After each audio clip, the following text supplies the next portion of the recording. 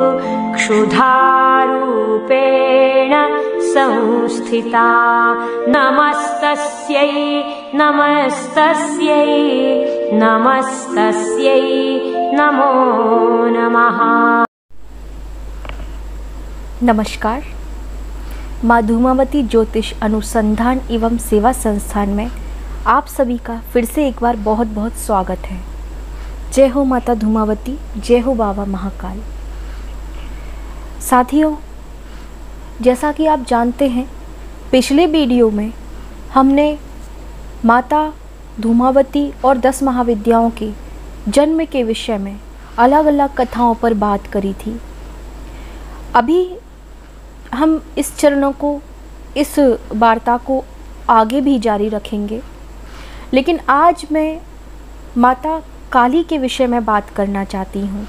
आज 5 जून 2021 है। 5 जून और 6 जून अपरा एकादशी मानी जा रही है, इसलिए मैंने सोचा कि माता काली पर बात कर ली जाए, क्योंकि ज्येष्ठ मास की कृष्ण पक्ष की एकादशी जो होती है वो माता काली के भद्रकाली रूप की जयंती मानी जाती है। तो भद्रकाली, शमशान काली, दक्षिण काली, महाकाली, आद्य काली, संहार काली और भी बहुत सारे नाम आपने माता के सुन रखे होंगे। इसीलिए मैंने सोचा कि थोड़ी सी वार्ता माता के काली के रूप पर कर लेनी चाहिए। साथियों, भक्तों, जैसा हम सभी जानते हैं, ईश्वर, शक्ति, परब्रह्म, ये सभी निर्गुण और सगुण रूपों में सभी एक हैं, किसी में कोई भेद नहीं है। लेकिन जैसा कि हम साधारण मनुष्य होकर भी हम अपने भाई के साथ अलग तरह से व्यवहार करते हैं, अपने माता पिता के साथ अलग तरह से व्यवहार करते हैं और दोस्तों के साथ अलग तरह से व्यवहार करते हैं, इसी प्रकार से भगवान ने, ईश्वर ने, परब्रह्म पराशक्ति ने भी अनेकों नाम और अनेकों रूप केवल इसीलिए धरे हैं कि वो अलग अलग रूपों में अलग अलग बर्ताव करते हैं, अलग अलग शिक्षा देते हैं। भगवान ईश्वर के किसी भी रूप से, चाहे महाकाल बाबा शिव शंकर हों, विष्णु जी हों, नरसिंह अवतार हों और सहस्त्रों अवतार प्रभु ने बार बार जो लिए हैं, वो सहस्त्रों अवतार इसलिए नहीं लिए कि आप अलग अलग कथा पढ़ सकें और आपस में कंफ्यूज होते रहें। वो अवतार उन्होंने इसलिए लिए हैं क्योंकि जैसी जब आवश्यकता होती है तब वैसा रूप रखा जाता है। ऐसी शिक्षा ईश्वर ने, परब्रह्म ने हमें देनी चाहिए है। इसी तरह से इसी वार्ता को आगे बढ़ाते हुए मैं आपको ये समझाना चाह रही हूँ कि कुल मिला के भगवान के या माता के, देवी माता के, काली माता के या माता के किसी भी रूप के, भगवान के किसी भी रूप के जो अलग अलग जन्म और अलग अलग नाम हैं, हर जन्म और हर नाम के पीछे एक शिक्षा छुपी हुई है, उससे ज़्यादा और कुछ नहीं। सभी एक हैं, सभी एक ही स्वरूप हैं परब्रह्म परमेश्वर के। अब क्योंकि माता काली पर वार्ता करनी है तो मैं आपको बताऊं, माता काली 10 महाविद्याओं में से प्रथम महाविद्या मानी जाती है महाकाली, अर्थात काली। और ये माता काली जो हैं वो 10 महाविद्याओं में प्रमुख हैं, प्रमुख मानी जाती हैं। सर्वशक्तिमान स्वरूप माता माना जाता है माता का। काली का पुराण में कहा गया है, माता जो आद्य शक्ति हैं, आद्य शक्ति अर्थात ना ही जिसका कभी मृत्यु हुई है, ना ही उसका जन्म हुआ है, परब्रह्म पराशक्ति है जो कि सृष्टि के संहार के बाद भी संसार में, ब्रह्मांड में विराजमान रहती है। उन्हीं से फिर से नवजीवन का उदय होता है और उसी में संहार के बाद हम सभी समा जाते हैं। तो आद्य शक्ति विश्व विरक्त भी है और विश्व व्यापिनी भी है, अर्थात माता का स्वरूप विश्व से अलग भी है और संपूर्ण विश्व में फैला हुआ है, व्यापक भी है। जो अद्वितीय होते हुए भी बहुविधि मूर्ति हैं, अर्थात अद्वितीय है, एक होते हुए भी बहुत सारे रूपों में विराजमान है, ऐसी हैं आद्य शक्ति महाकाली।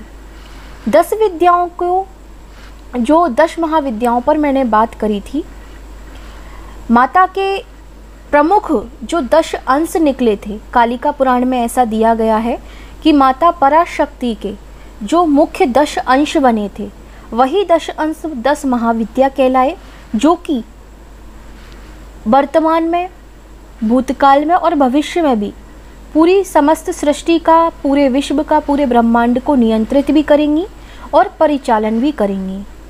श्वेता शतरोपनिषद में, अर्थात श्वेता शतरोपनिषद एक उपनिषद का नाम है, इसमें एक वाक्य कहा गया है माता के बारे में, परास्य शक्तिर विविधैव श्रूयते स्वाभाविक की ज्ञानवल क्रिया चा, अर्थात ब्रह्म की पराशक्ति विविध रूपा भी माँ है।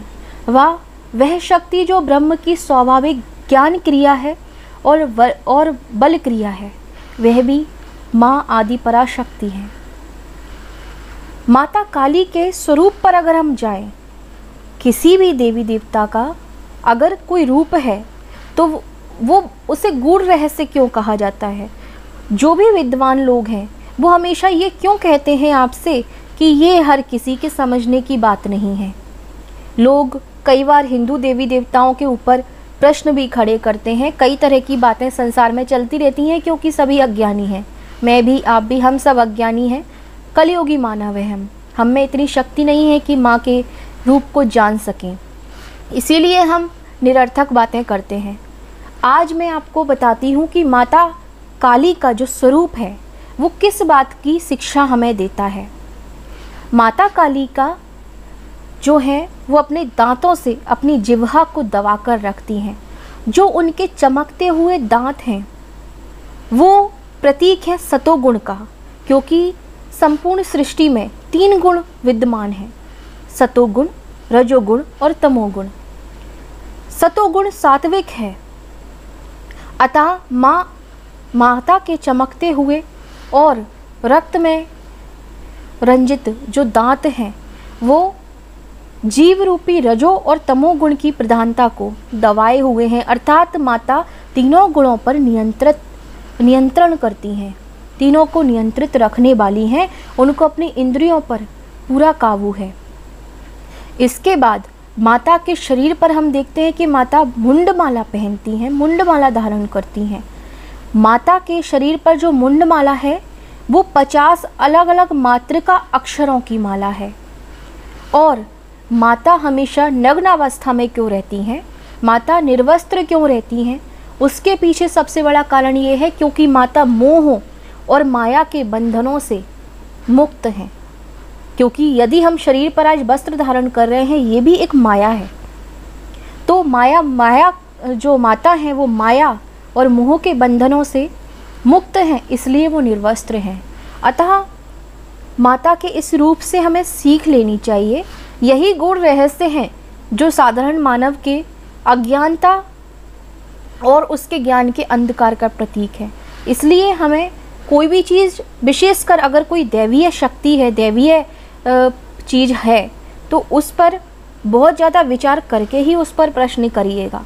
जैसा कि आजकल हर रोज़ देखने में आता है, जब देखो तब कोई भी आता है और भले ही वो अपने आप में 1% भी अपनी जो है मर्यादा नहीं रखता समाज में, अगर उसके अपने व्यक्तित्व पर जाएं, लेकिन जब देखो तब हिंदू धर्म और देवी देवताओं पर प्रश्न खड़े करता रहता है। तो पहले जानें, पहले आप इस लायक हो कि आप उस शक्ति को जान सकें, उसके बारे में बात कर सकें, अन्यथा निरर्थक बातें ना करें। अब अगर हम बात करें कि माता शमशान में क्यों निवास करती हैं। शमशान एक ऐसी जगह है जो पूरे संसार में शून्य रूप है। वहाँ कोई मोह का बंधन नहीं होता, वहाँ कोई माया नहीं होती, वहाँ कोई इच्छा नहीं होती। वो स्थान शून्य है, पंच तत्वों के मिलन का और इंसान के उस बंधन का, उस बंधनों से मुक्ति का संदेश वो स्थान देता है। पूरी तरह से शून्य है। वहाँ पर माता का निवास इसलिए है क्योंकि माता किसी भी प्रकार के मोह के बंधन में नहीं है, शून्य स्थान में विराजमान है, वो वहाँ पर मोक्षदात्री रूप है, ताकि माता वहाँ पर पहुँचे हुए हर इंसान को मोक्ष के द्वार पर आगे बढ़ा सकें। तो इसलिए माता शमशान में निवास करती हैं। अब हम आते हैं मुख्य प्रश्न पर कि आज भद्रकाली जयंती है। जैसा कि मैंने शुरू में बोला था, कभी माता को काली कहते हैं, कभी आद्य काली कहते हैं, महाकाली कहते हैं, शमशान काली कहते हैं, दक्षिण काली कहते हैं। आखिर क्या रहस्य है? तो माता तो एक ही है, लेकिन माता ने अलग अलग रूपों में अलग अलग शिक्षाएं दी हैं, जो मैंने पहले भी आपको बताया था। जैसे कि यदि हम बात करें आद्य काली या महाकाली या सिर्फ काली जो रूप है, वो माता का परब्रह्म रूप है, माता का मोक्षदायी रूप है। यानी कि अगर आप माँ काली को महाकाली, आद्य काली या फिर सिर्फ काली रूप में माता का ध्यान, पूजन और मनन करते हैं, तो आपको इस नाम के उच्चारण से मोक्ष और परब्रह्म की प्राप्ति होगी, अर्थात आप मुक्ति प्राप्त करेंगे। यदि आप, जैसे आपने एक शब्द सुना होगा भद्र और अभद्र। अभद्र अर्थात जो अच्छा नहीं होता, भद्र अर्थात अच्छा।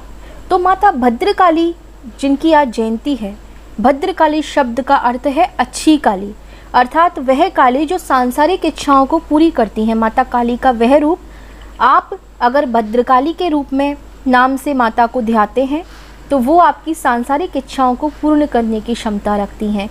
तो अगर आपकी कोई सांसारिक इच्छाएं हैं तो आप माता भद्रकाली के नाम से माता को ध्याएं। इसके बाद है दक्षिण काली। दक्षिण काली, सर्वप्रथम तो माँ काली के शब्द को समझिए, जो काल की भी स्वामिनी है, काल की नियंत्रिका अर्थात समय को नियंत्रित करने वाली हैं।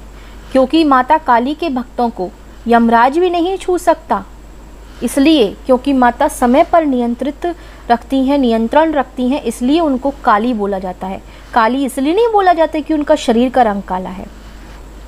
दूसरी बात, माता को दक्षिण काली क्यों कहते हैं? सर्वप्रथम दक्षिण का अर्थात होता है चतुर, क्योंकि माता वरदान देने में चतुर हैं। कई सारे राक्षस और देवताओं ने दक्षिण काली नाम से तपस्या करके देख लिया। जिस तरह ये लोग ब्रह्मा जी और विष्णु जी से वरदान प्राप्त करके और फिर संपूर्ण संसार में हाहाकार मचा देते हैं, ऐसा कभी माता काली अर्थात दक्षिण काली के भक्तों के साथ नहीं हो सकता।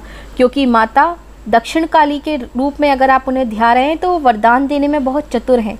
वो कभी भी, कोई कितना भी चतुर बना रहे, वो ऐसा वरदान नहीं देंगी जो सृष्टि के हित में ना हो।